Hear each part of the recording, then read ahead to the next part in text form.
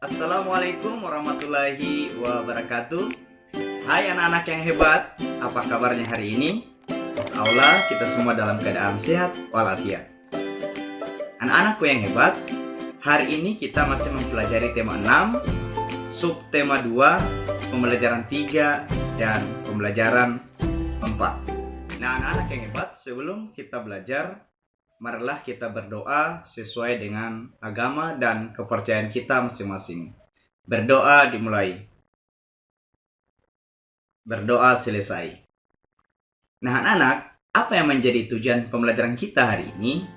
Nah perlu kalian ketahui ya, tujuan pembelajaran kita hari ini yang pertama, kalian dapat menyebutkan manfaat pemenuhan hak sebagai warga negara dengan tepat. Yang kedua, kalian dapat menyebutkan perilaku masyarakat yang merupakan wujud upaya mempertahankan kemerdekaan Negara Kesatuan Republik Indonesia dengan tepat. Yang ketiga, kalian dapat mengidentifikasi perbedaan masa pubertas pada anak laki-laki dan pada anak perempuan. Keempat, kalian dapat menjelaskan unsur-unsur yang terdapat dalam tari. Dan yang kelima, kalian dapat mencari dan menuliskan unsur-unsur tarian kreasi daerah dengan tepat. Baik anak-anak, kita akan mulai pembelajaran pada hari ini. Tolong disimak dan dengarkan dengan baik. Nah anak-anak, tentunya minggu kemarin kalian telah mempelajari salah satu materi tentang hak dan kewajiban. Pak Guru yakin dan percaya kalian sudah memahami dan mengetahui apa itu hak dan apa itu kewajiban. Nah anak-anak, perhatikan contoh gambar di samping. Nah, gambar di samping ini memperlihatkan anak-anak yang sedang menerima pembelajaran. Nah tentunya anak-anak sudah ketahui bahwa salah satu hak dari seorang anak adalah mendapatkan pendidikan, dan mendapatkan pendidikan bagi seorang anak ini dijamin dalam undang-undang. Nah anak-anak, pendidikan itu bisa saja didapatkan di sekolah, keluarga, maupun di lingkungan masyarakat.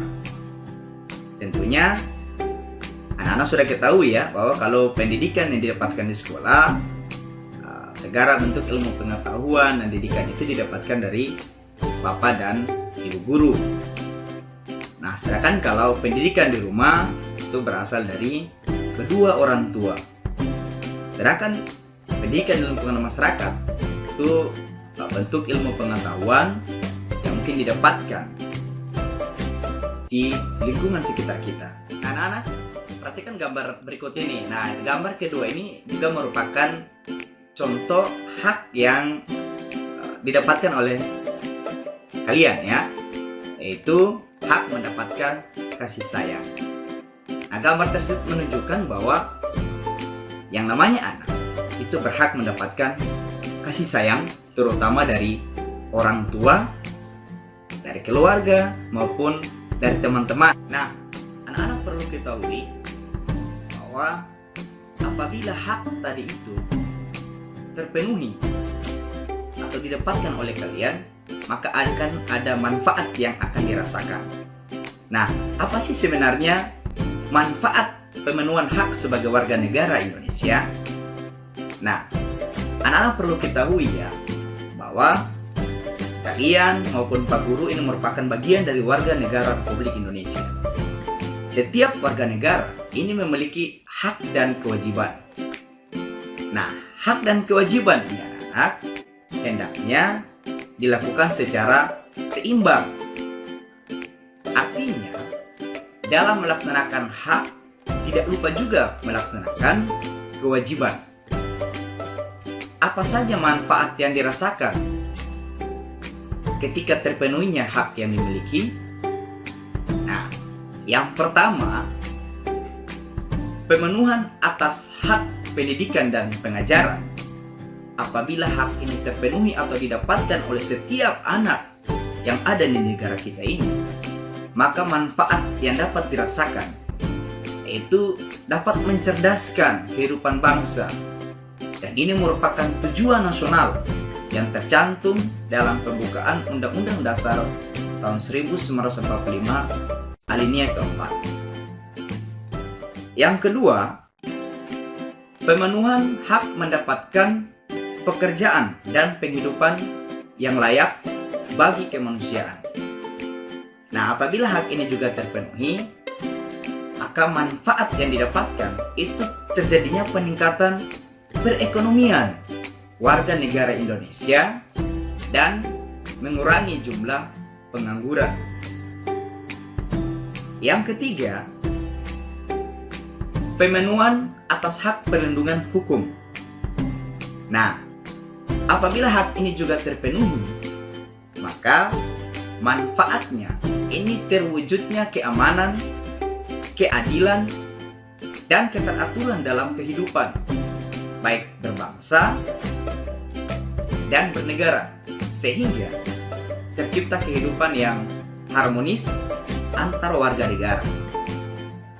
Yang keempat, nah ini pemenuhan hak atas perolehan fasilitas pelayanan kesehatan.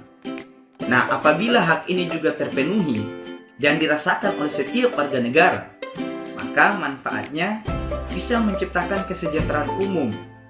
Karena masyarakat yang sehat itu dapat menjalankan segala kegiatan untuk pemenuhan kebutuhan hidup.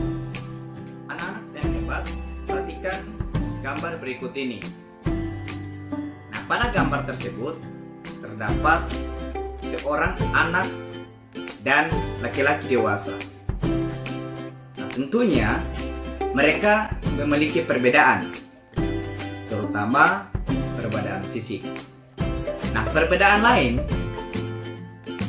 anak-anak bisa lihat bahwa pada laki-laki dewasa, ini yang pertama tumbuh kumis, ya, terlihat kumis.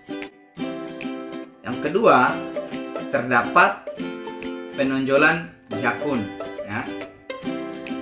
Yang ketiga, ini tumbuh rambut di sekitar ketiak. Dan yang keempat, otot-otot lebih menonjol dan lebih besar. Nah, ini merupakan dari ciri-ciri pubertas pada laki-laki. Anak-anak yang hebat, sebagai warga negara, tentunya kita tidak hanya menuntut hak, tetapi kita juga harus ikut serta dalam mempertahankan negara kesatuan Republik Indonesia.